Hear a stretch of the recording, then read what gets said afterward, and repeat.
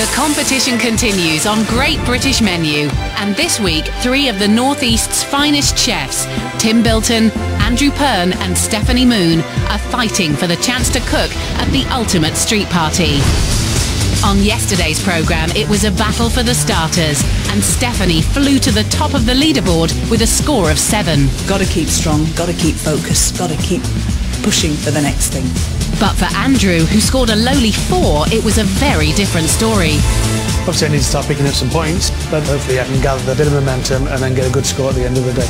Former champion Nigel Howarth is marking them all week. The nerves definitely do get to you, but you've just got to deliver on the day. Today it's the fish course and the 3 dishes vying for a place at the banquet. A seafood stew with a Kipper Club sandwich, oak smoked trout with golden tea cream and scraps, and North Sea fish soup. I'm completely and utterly determined to get my fish dish on that people's banquet.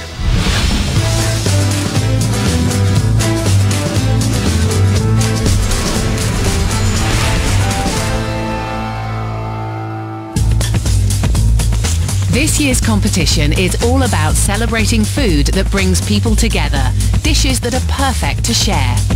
Food that creates conversation, that's what it's all about. As a chef, if you can get a bit of spark going around the table, brilliant. Each chef will be seeking inspiration for their menu by meeting people who work tirelessly to bring their communities together, using food to foster friendships. How are you finding the old tea club? Do you like it? Oh, excellent, yes. Good yes, reason we to really come out. enjoy ourselves. Absolutely, any excuse to Exactly. come out and enjoy ourselves. We like that, don't we? Exactly. Yes. It's perfect. Former champion Nigel Howarth is expecting a lot from the chefs with their fish courses after being a little underwhelmed by their starters. No, Mr. Average, I am looking for the wow factor.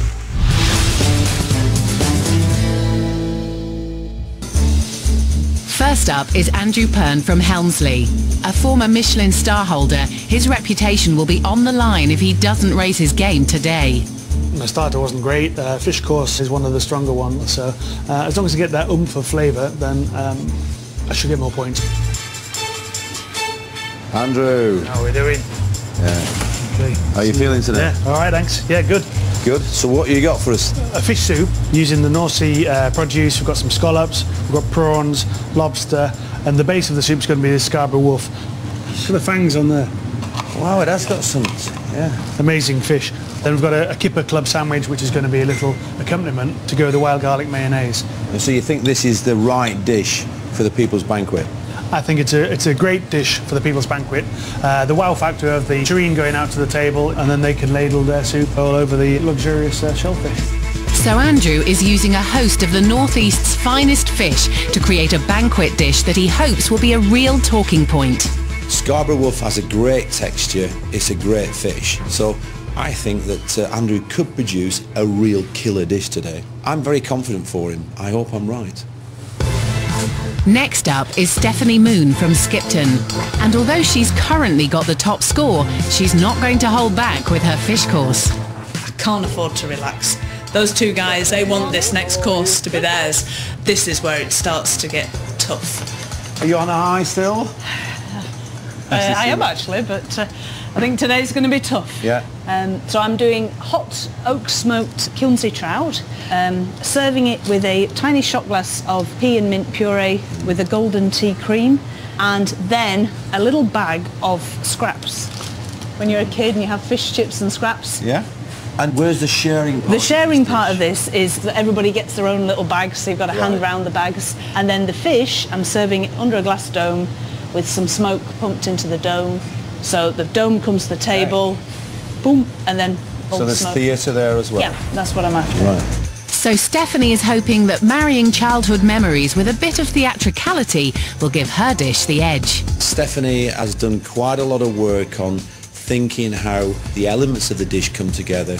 As long as she hasn't got that trout too smoky, she seems to have done her homework. So let's see whether that proves to be decisive on the day. The final competitor is Tim Bilton from Hepworth. He was disappointed with a score of 6 for his starter, so is going all out to reach the top of the leaderboard today. The pressure here on the Great British Menu is absolutely immense, and I've got to pull myself around a little bit. What have we got today, Tim? A North Sea shellfish and fish stew. Two similar ones then have we got? You see, creeping up on the rail. What's Andrew doing? Some sort of stew, I believe. Right. Right, just talk me through the ingredients. We've got some cracking John Dory. John Dory. We've got some scallops in the shell, so we're prepping those later. Nice bit of lobster, touch of luxury. And we're also going to have a piece of bread, alioli, and then the fish stew goes straight on top. And the theatre side of your dish? Lid comes off, Right. and then you get the wonderful smell of the fish and shellfish. So everybody digs in, that's the sharing side. Absolutely, yeah. As both Tim and Andrew are presenting such similar sounding dishes, the pressure is on for one of them to stand out. He's got lots and lots of fish in there. Some might say a little bit too much fish, but I'm not too concerned about the quantity of fish. What I am concerned is that he executes it in a balanced manner. It's got to be perfect.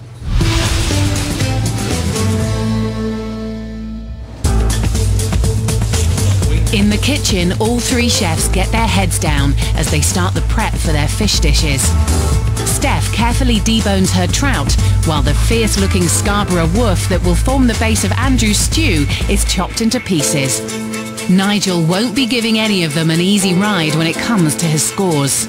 I'm looking particularly for taste, so that they're not going to mask the flavours of wonderful raw ingredients. But I'm also looking that they're light, creative, that, you know, it's a sharing dish, and people are going to really enjoy the flavours, the sharing, and the participation of eating food at a banquet.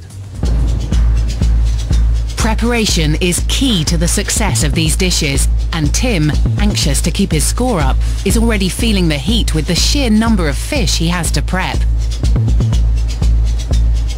So what do you think about the brief then, Tim? Yeah, Obviously, quite making the old fish soup, it's about a lot about the presentation, making it all look glamorous, sound glamorous, you know. Yeah, very hard. I think it's taking one or two chefs out of the comfort zone as well, Andrew. Makes them rise to the challenge even more, I would think. As well as the overall challenge to worry about, both Andrew and Tim are making their version of bouillabaisse, a classic French dish using very different styles. I want to keep mine quite rustic, quite chunky, but I'm a little bit worried. I know Andrew only scored a 4 in the last round, but he can bring that back dead easy. After being disappointed with Andrew's lack of actual cooking in his starter, Nigel is now pleased to see he's pulling out all the stops. He sort of knows that this is a real competition now, and make no mistake, he's going to have to raise his game, or else, you know, 2 bad scores would be too much. Andrew has nearly 20 ingredients in his soup alone and is hoping this level of complexity will impress Nigel. It's got a lot of powerful sort of flavours in there, basically. So it's just trying to get those things together and get the balance right, because the kipper's quite a strong flavour, the wild garlic's quite a strong flavour. So, you know, it's good sort of wow factor, basically. Although Stephanie is delighted to be leading the pack after the first round, she's well aware that Tim and Andrew are snapping at her heels. I think this is going to be a strong round. There's some lovely dishes. Tim looks really focused on it at the minute. He's really going for it. Tim is being uncharacteristically quiet as he prepares the 13 different varieties of fish and shellfish for his stew. You can smell the concentration in the air. So much so I'm stirring your hand.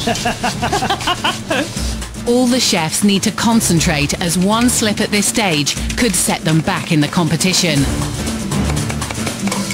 Their dishes have to be perfect.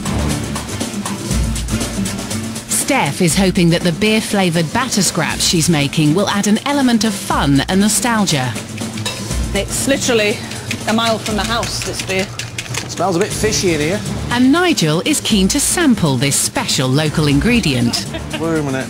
Well, I thought, seeing as we haven't really tried Stephanie's beer, to see, you know, could we give Tim any? He seems to be concentrating hard. Here you go, chef. Hey Nigel, I know what's coming up. Cheers. Brilliant. Cheers.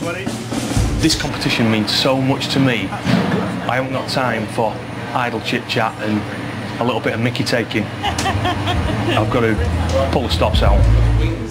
With Andrew and Tim's dishes sounding so similar, Nigel wants to find out exactly how they will differ. So this, you can see all the goodness, all the woof in there, the prawns in there, star anise, so you've got a bit of spice in there as well. So are you blitzing? Yeah. Right. Just comes down, puree it, and then you spoon that over at the table with our little lobster friends here. Each individual person gets the lobster and the scallops and the samphire, warm food like a warm salad, and then at the table, whoever's in charge of the table ladles over the soup over the top. Yeah. So what are you actually doing now? You're cooking your langoustines? Just blanching the langoustines off, just let them cool down slightly. I'm just going to use the tail meat out of those. Your fish is in the soup, isn't it? Everything's in. Everything's in. Everything. Get it in. Just been in the middle of the fish stew wars. Andrew's got a lot more garnish aspects to his fish soup, and as Tim said, he's just chucking it all in. What the chefs have to remember is that they're competing to create fantastic dishes to share at the ultimate street party, the People's Banquet. And they've been doing their homework to perfect their menus. When I was researching this fish dish, I went to visit these guys that organise a street party. Absolutely phenomenal. Brought all the community all over together. To make sure he's got first-hand experience of how food can unite people, Tim travelled to Chapel Allerton in Leeds to meet Matt Taplin. Hi Matt. Hi Tim. How you doing? You all right? Last summer he organised his own street party, having got the idea from the Big Lunch, a nationwide event that encourages people to cook and eat with their neighbours. So what made you do this then, Matt? I thought I'd been here for a while in the neighbourhood, but I still didn't know that many people. Right. I thought it'd be a great way to sort of, break down some barriers and people to get to know each other, really. Tim wants to sample the type of food they served at their street party, as well as trying out the fish dish he's making for the competition. So as he prepares his fish stew, Matt and his new friends plate up their wraps, quiche and pasta salad. What sort of food did people appreciate more? Well, there wasn't anything left, so all of it. Bravo, nice one. I think especially at like street parties, if people overcomplicated food, people were kind of hungry and people just want to fill up and good tasty and food. just good tasty food, yeah. Bit of that. And were you all friends prior to this? No, not at all. We didn't know. We actually didn't know each other until we met the lunch. That's amazing, that, isn't it, really? Yeah. And even like the neighbours, we'd never spoke to them before. Now, the moment of truth. Will these street party veterans think his fish stew is good enough for the People's Banquet? It certainly fulfilled the brief in one regard, to get people talking. Is there some booze in there? Yeah. Good splash of Pernod. Oh, good, yeah. Great. Well, I'm not a fish person. That's gorgeous. So I'm converted. You'll do for me. I think it's maybe quite nice that, everyone's got a slightly different dish. Well, that's it. If somebody gets a nice scallop there, it's like, oh, where do you get that from? And then you're back into the pot, aren't you? And rummaging round and what have you. Pleased his fish stew has gone down so well, Tim has one final surprise up his sleeve. I would love you guys as my guests to come to the banquet with me. If you do that. Wow. Yeah. I've got to get there first. I've got to get there and win. But you guys, we'll come and support you, definitely. I mean, you've got a brilliant dish there, so hopefully. I was so competitive last year, even more so now because I've invited these guys to the banquet. All I've got to do now is get that dish on there. Really good. So, Tim, did you get any good tips? Absolutely, it's all about, to them it was all about community, it was all about giving and sharing. Yeah. So yeah, picked up some great tips there.